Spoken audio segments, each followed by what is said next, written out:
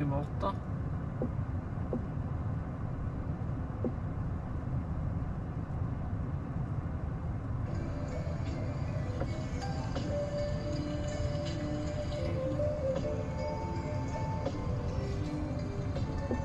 Det er ikke så smart det systemet her.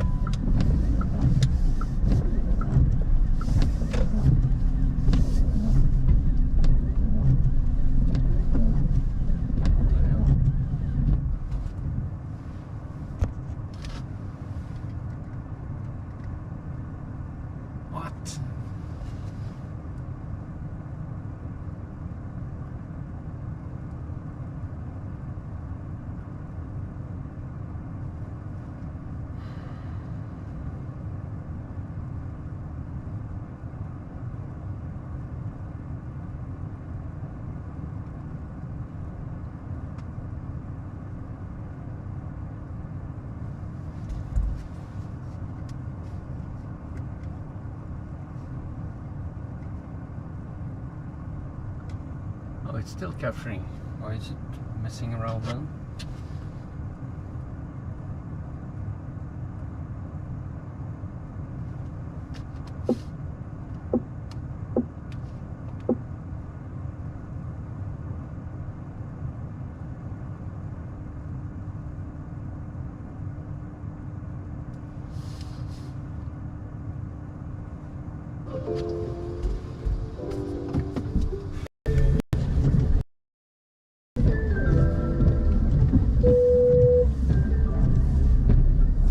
Technology can be a real pain sometimes.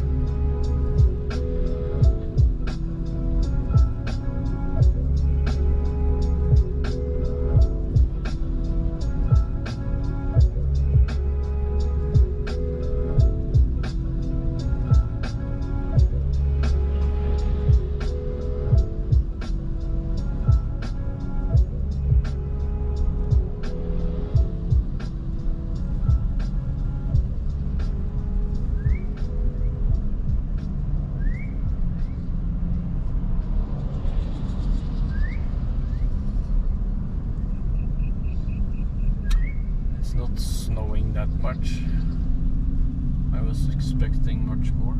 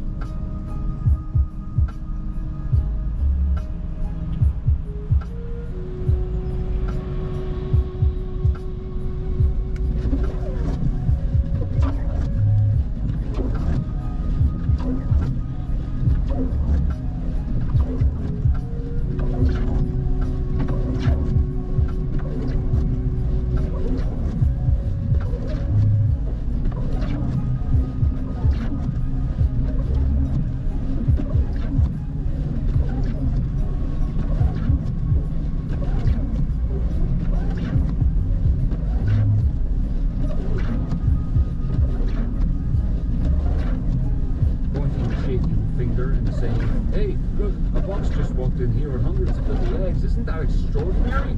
Would show a terrible and possibly fatal lack of machismo." The troopers tried not to catch one another's eye, even when the luggage slid up to the row of Orak jars against the far wall. The luggage had a way of standing still that was somehow even more terrible than watching it move about. Finally, one of them said, there was a long silence, and then one of the others said, with the precision of a chess grandmaster making a killing move, "What does?" The rest of the drinkers gazed impassively into their glasses. There was no sound for a while, other than the plopping of a getton's footsteps across the sweating sea. The first drinker said, "The demon that's just moved up behind you is what I was referring to, O brother of the sands." The current holder of the All-Wadi Imperturbability Championship smiled glassily until he felt a tugging on his robe. The smile stayed where it was, but the rest of his face didn't seem to want to be associated with it. The luggage was feeling crossed in love and was doing what any sensible person would do in these circumstances, which was get drunk. It had no money and no way of asking for what it wanted, but the luggage somehow never had much difficulty in making itself understood. The tavern keeper spent a very long, lonely night filling the saucer with oil before the luggage rather unsteadily walked out through one of the walls. The desert was silent. It wasn't normally silent. It was normally alive with the chirping of crickets, the buzz of mosquitoes, the hiss and whisper of hunting wings skimming across the cooling sands. But tonight, it was silent with the thick, busy silence of dozens of nomads folding their tents and getting the hell out of it. "I promised my mother," said the boy. "I get these colds, you see. Perhaps you should try wearing, well, a bit more clothing." "Oh, I couldn't do that. You've got to wear all this leather stuff." "I wouldn't call it all," said Rincewind.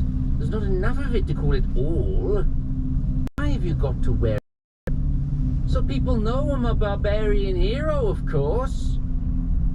Rincewind leaned his back against the fetid walls of the snake pit and stared at the boy. He looked at two eyes like boiled grapes, a shock of ginger hair, and a face that was a battleground between its native freckles and the dreadful invading forces of acne. Rincewind rather enjoyed times like this. They convinced him that he wasn't mad, because if he was mad, that left no word at all to describe some of the people he met. "Barbarian hero," he muttered. "It's all right, isn't it? All this leather stuff was very expensive." "Yes, but look, what's your name, lad?" "Nigel. You see, Nigel the Destroyer," Nigel added. "You see, Nigel, the Destroyer."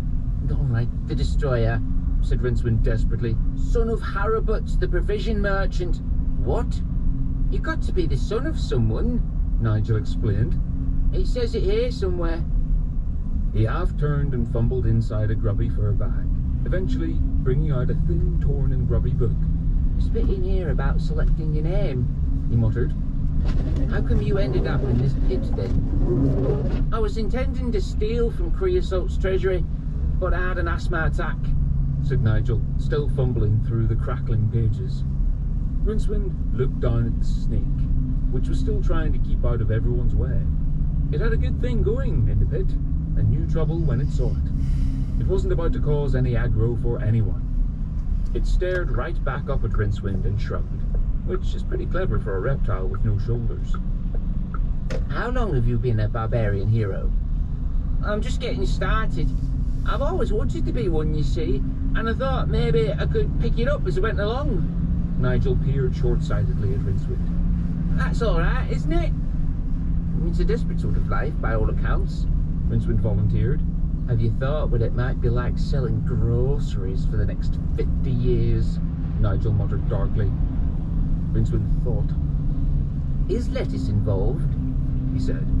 "Oh yes, said Nigel, shoving the mysterious book back in his bag. Then he started to pay close attention to the pit walls. Rincewind sighed.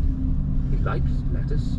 It was so incredibly boring. He had spent years in search of boredom, but had never achieved it. Just when he thought he had it in his grasp, his life would suddenly become full of near-terminal interest.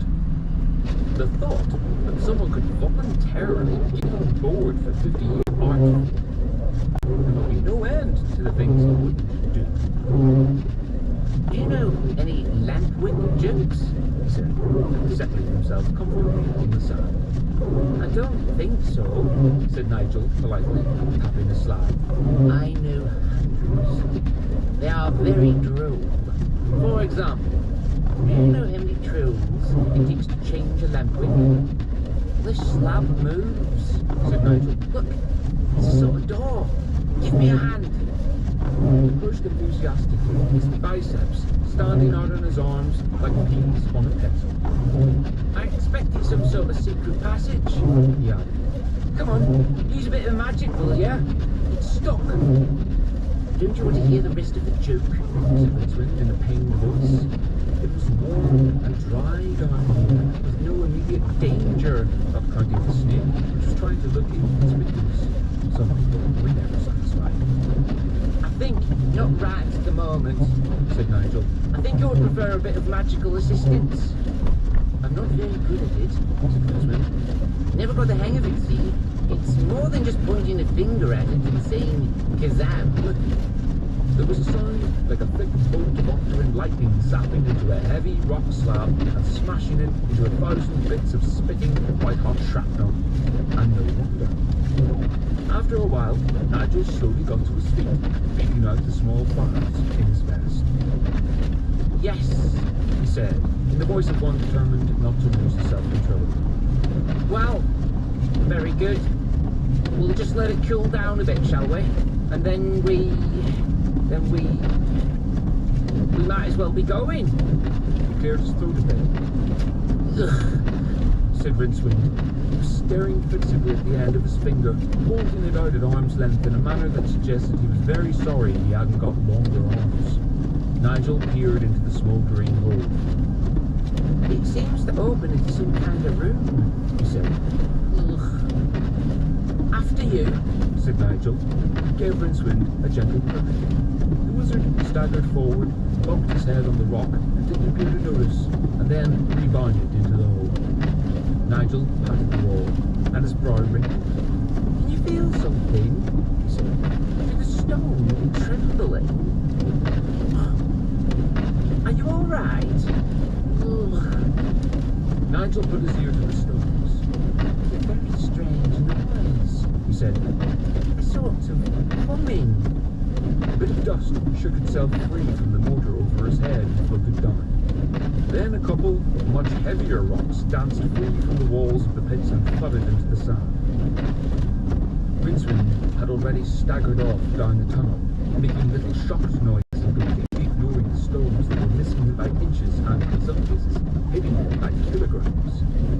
If he had been in any state to notice it, he would have known what was happening. The air had a greasy feel and smelled like burning tin.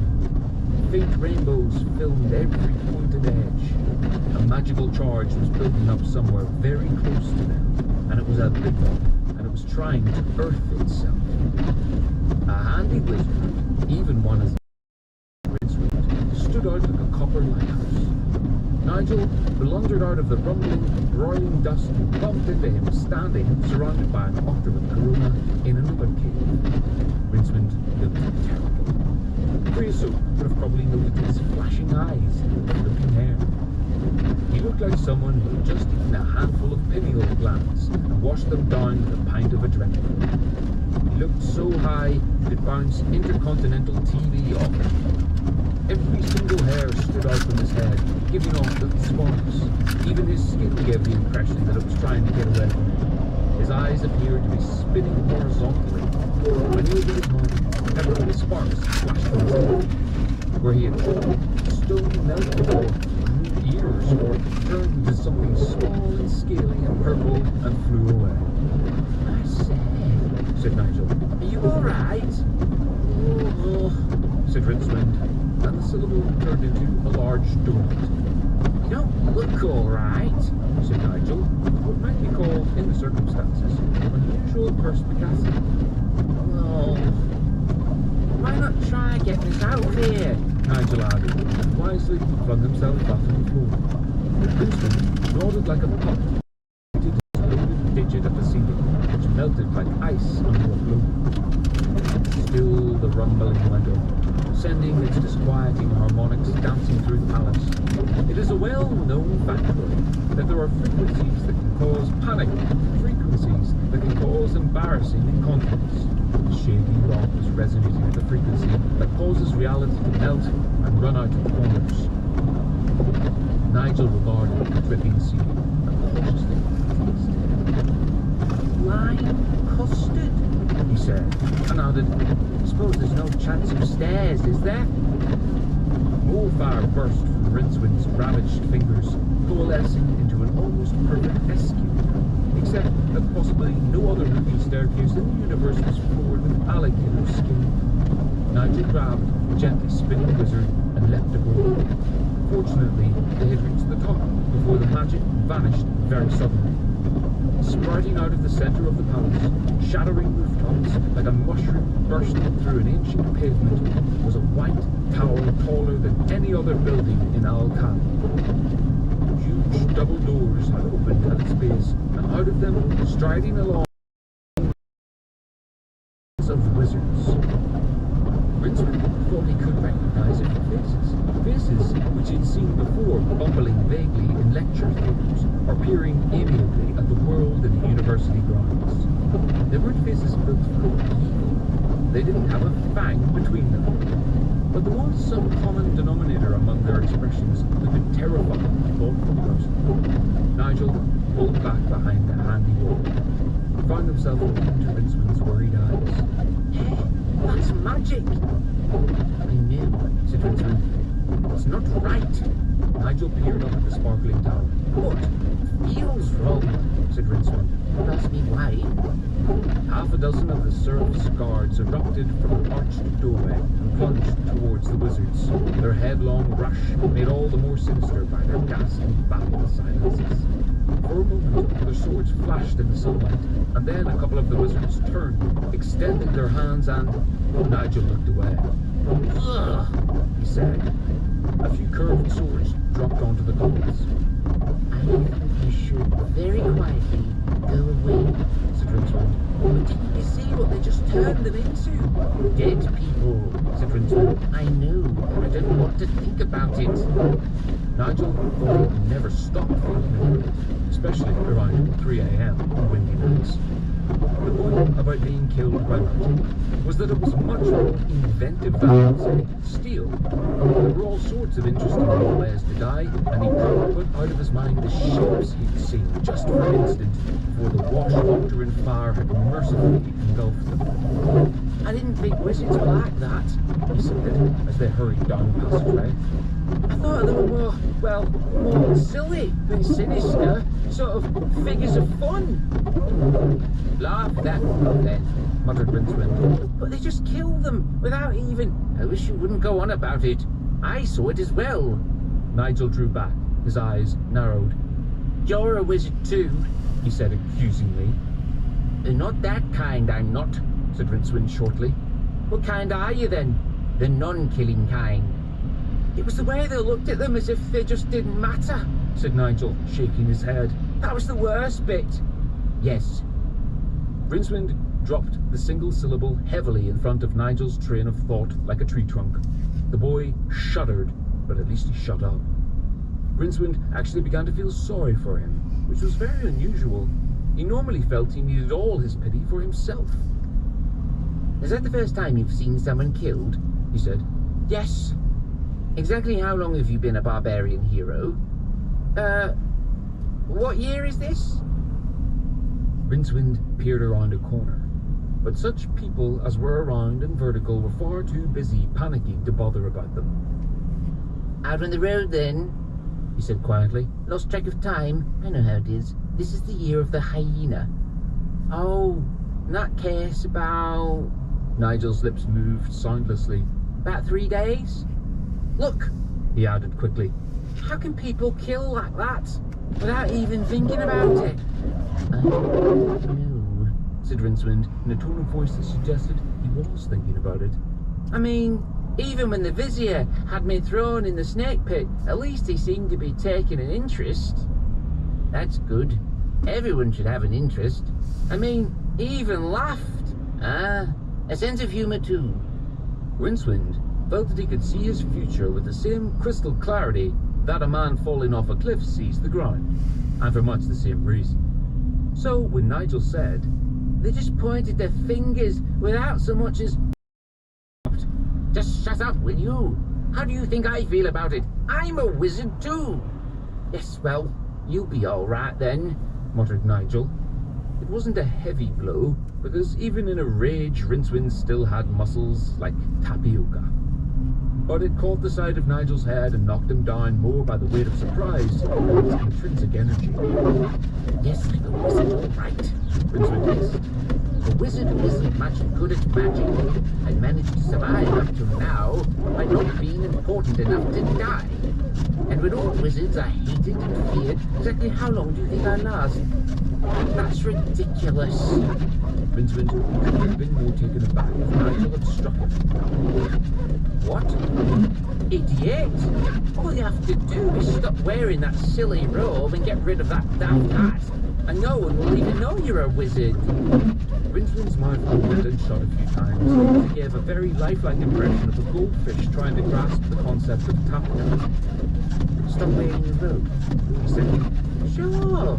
All those tatty sequins and things is a total giveaway. said Nigel, struggling to his feet. Get rid of the hat. You've got to admit that going around with wizard ringing on it is a bit of a heavy hint. Rincewind gave him a worried grin. Sorry, He said, I don't quite follow you. Just get rid of them. It's easy enough, isn't it? Just drop them somewhere and then you can be well, whatever. Something that isn't a wizard. There was a pause, broken only by the distant sounds of fighting. Said Rincewind, and shook his head. You've lost me there. Good grief, it's perfectly simple to understand. Not sure I quite catch your drift. Murmured Rincewind, his face ghastly with sweat. You can just stop being a wizard. Rincewind's lips moved soundlessly as he replayed every word, one at a time, then all at once. What? He said, and then he said, Oh, got it. Want to try it one more time? Rincewind nodded gloomily. I don't think you understand. A wizard isn't what you do, it's what you are. If I wasn't a wizard, I wouldn't be anything. He took off his hat and twiddled nervously with the loose star on its point, causing a few more cheap sequins to part company. I mean, it's got wizard written on my hat, He said. It's very important. He stopped and stared at the hat. Hat? He said vaguely, aware of some importunate memory pressing its nose up against the windows of his mind. It's a good hat. Said Nigel, who felt that something was expected of him. Hat? Said Rincewind again, and then added, The hat. We've got to get the hat. You've got the hat. Nigel pointed out. Not this hat, the other hat. And Kunina. He took a few random steps along a passageway and then sidled back. Where do you suppose they are? He said, Who? There's a magic hat I've got to find and a girl. Why? It might be rather difficult to explain. I think there might be screaming involved somewhere. Nigel didn't have much of a jaw, but such as it was, he stuck it out. There's a girl. Interesting. He said, Rincewind hesitated. Someone will probably need this ring. He admitted. Might possibly be her. He's in her vicinity. Why didn't you say so? This is more like it. This is what I was expecting. This is what heroism is all about. Let's go! There was another crash and the sound of people yelling. Where? Said Rincewind. Anywhere. Heroes usually have an ability to rush madly around crumbling palaces they hardly know, save everyone, and get out just before the whole place blows up or sinks into the swamp. In fact, start, Nigel and Rincewind visited the kitchens, assorted grooms, stables, barns, and what seemed to Rincewind like several miles of corridors. Occasionally, groups of black-clad guards would scurry past them without so much as a single glance. This is ridiculous. Said Nigel. Why don't we ask someone? You alright? Rincewind leaned against a pillar decorated with embarrassing sculpture. You could grab a guard and torture the information out of him. He said, gulping air. Nigel gave him he said, wandered off to a servant, industriously ransacking the room. Excuse me, He said, which way to the Harry? Turn left, 3 doors down. said the man, without looking around. Right. He wandered back into the room. Did you talk to him? No. It's a bit barbarian, isn't it? I'm working up to it. Nigel, I mean, I didn't say thank you. 30 seconds later, he was inside a heavy wheel and entered the circle of the syrup. There were gorgeous songbird pages of gold. There were deep pools. There were those rare orchids through which hummingbirds like tiny birds. 20 young women, enough clothes for, say, about half a dozen, huddled together in a silent crowd. Rincewind had eyes for none of this. That is not to say that the sight of several dozen square yards of hip and thigh in every shade from pink to midnight black didn't start certain tides flowing deep in the crevices of his libido. But they were swamped. Yesterday that the concrete can't be old enough.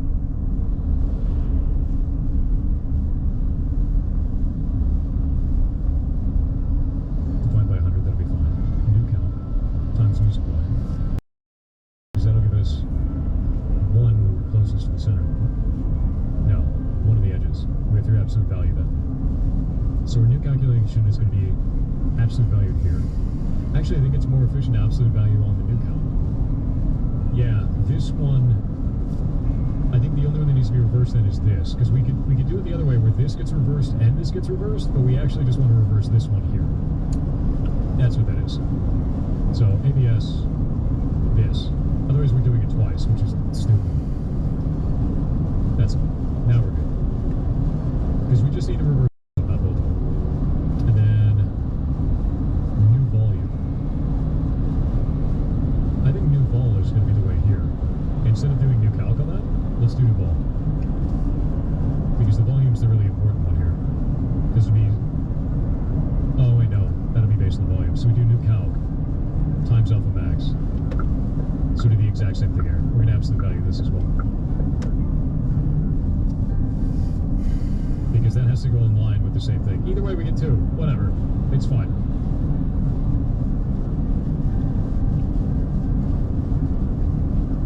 Yeah, either way we get 2. I really like your method of saving money on beef. Yeah, no, dude, I love saving money on beef. Can you do the same with chicken somehow? Not that I know of. Beef is really good for that. With chicken, maybe. I haven't found a distributor for that, to be honest with you. If I do, I'll let you know. I've never gotten like a large amount of chicken. Hey, Synetics, what's up, dude? We used to work together for ages. Okay, now this is working correctly. Look, I'm making dynamic music.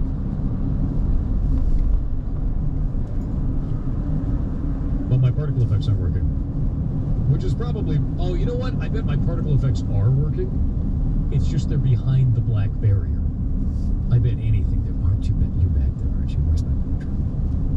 Maybe they're not back there. Maybe I'm full of shit. Maybe I'm wrong. Where's my chickens? Where's my chickens, Jan? Oh, wait a minute. They are working. They're just at the top of the environment. Where's my chickens? You. That's exactly what it is. That's exactly what it is. That's exactly what it is. Our part emitter region is wrong. Okay, we're good. We're good. Everything is working. Everything is functioning normally. I'm just bad. Okay, see this? That whole thing with like effect X min of this inside of that particle index? That effect X min is wrong. That's the reason. What we need is other dot affect music min. Other dot music min. Oh wait, no. Affect X min is fine. That doesn't matter. We need other dot music min and other dot max min. Or max min? So many things. Thank you for the $20 to the moderators, by the way. You're awesome as hell. Yeah, it's XXYY on this one, which is stupid as hell. There we go. Now this should function. I think so. Yeah, we're min-maxing. We're wheat-maxing, dude. How you doing, by the way, Synetics? What is up, dude? We haven't talked in a while. I've been busy as shit. How's it going with you? I have so many things to do. By the way, Synetics, are you still down in California? Are you still down there?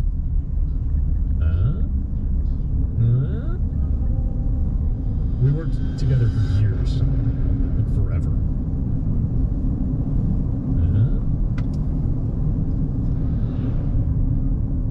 Why can't I see my chickens?